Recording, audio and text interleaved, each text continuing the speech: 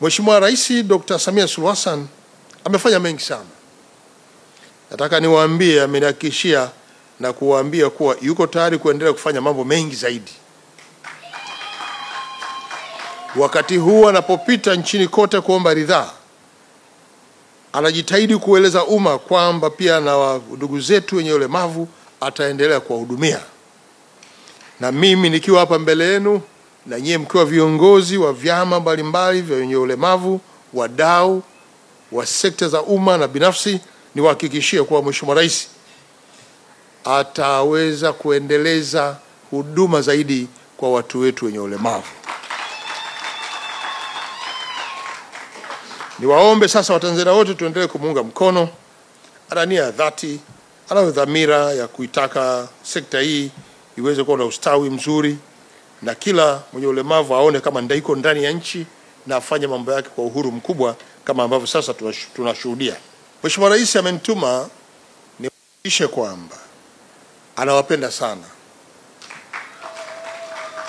Na tuzo hii imempa nguvu kubwa ya kuendelea kutekeleza dhamira yake ya dhati kabisa katika kuimarisha ustawi wa watu wenye ulemavu hapa nchini, hususani kwenye maeneo ya elimu, afya, miundombinu wezeshi mbalimbali, masuala ya ajira, haki, pamoja na ushiriki wenu kwenye nafasi mbalimbali za kijamii, kisiasa na kiuchumi.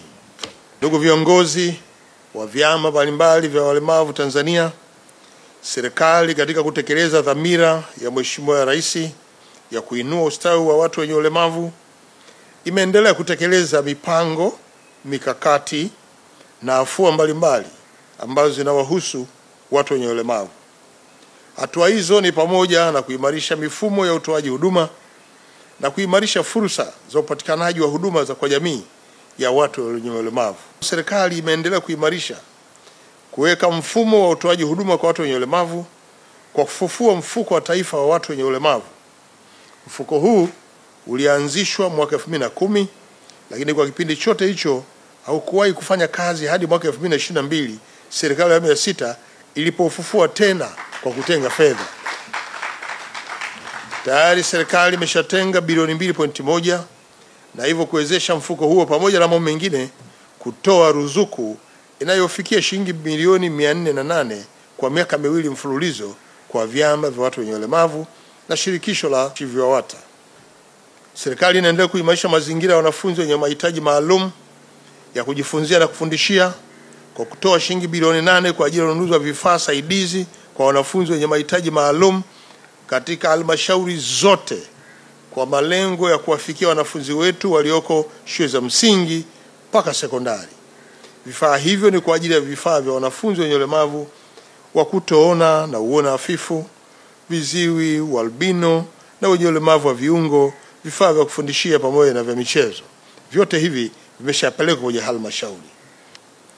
Serikali kupitia mikopo inayotokana na mapato ya ndani ya halmashauri ipatayo bilioni 16.4 ambayo ni 2% inayotengwa na watu wenye ulemavu kwa vikundi na mtu mmoja mmoja kwa walemavu.